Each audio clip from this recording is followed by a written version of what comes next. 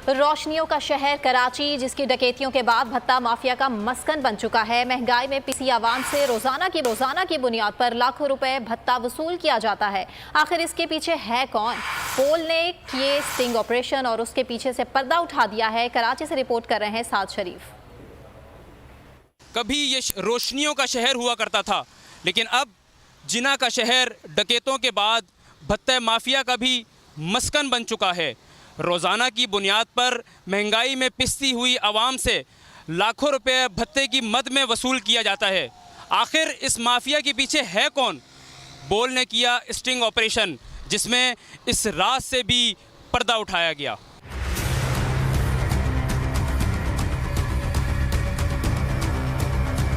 शहर कायद भत्ताखोरों की जन्नत बन गया। भत्ताखोरी की बात की जाए तो सिर्फ सदर प्रीडी थाने की हुदूद में तकरीबन 500 ठेले लगाए जाते हैं। एक ठेला रोजाना 400 रुपए भत्ता देता है, यानी रोजाना सिर्फ ठेलों से 2 लाख रुपए और माहाना 60 लाख रुपए वसूल किए जाते हैं। पोल ने भत्ता माफिया को बेनकाब करने के लिए खुफिया रिकॉर्डिंग की तो इंकशाफ हुआ कि इतना पैसा हमारे मुहाफिज यानी सिंध पुलिस ले रही है।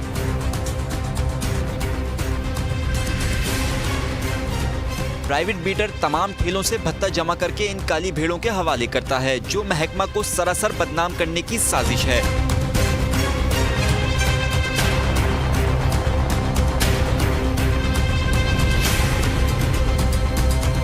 जब पोल ने इन भत्ताखोरों को रंगे हाथों पकड़ा तो वो भी ऐसे रफू चक्कर हुए जैसे गधे के सर से सींग।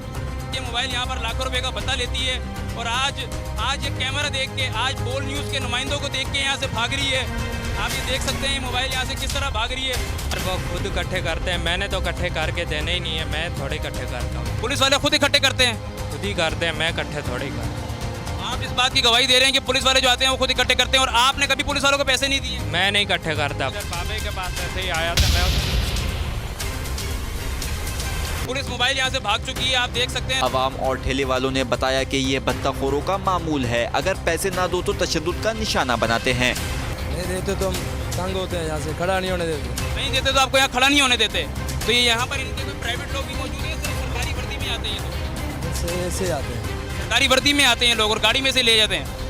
पोल ने SHO प्रीडी खालिद मेमन को आगाह किया तो जनाब ने अपना दामन छुड़ाते हुए इससे लाताल्लुकी जाहिर कर दी। नहीं भाई, बात तो क्या मैं कंफर्म करता हूँ कि भाई पुलिस वाले कैसे ले जाते हैं। हाँ, पुराने पुलिस वाले कोई अगर किसी से उसका वास्ता है हो सकता है मुझे, लेकिन मेरे नाले में कोई बात नहीं था। सर 2 घंटे आपकी मोबाइल उस रोड पे खड़ी रहती है, तो फिर वो किस लिए खड़ी होती है उस रोड पे फ्रूट के ठेलों के दरमियान? एक तरफ महकमा पुलिस इस काले धंधे को मानने को तैयार नहीं, दूसरी तरफ बेयारो मददगार शहरी दुहाइयां देते हैं। अवाम पूछ रहे हैं कि अगर ये पुलिस वाले नहीं तो ये कौन हैं जो कानून से बालातर हैं, जिनके खिलाफ कोई एक्शन भी नहीं लिया जा रहा।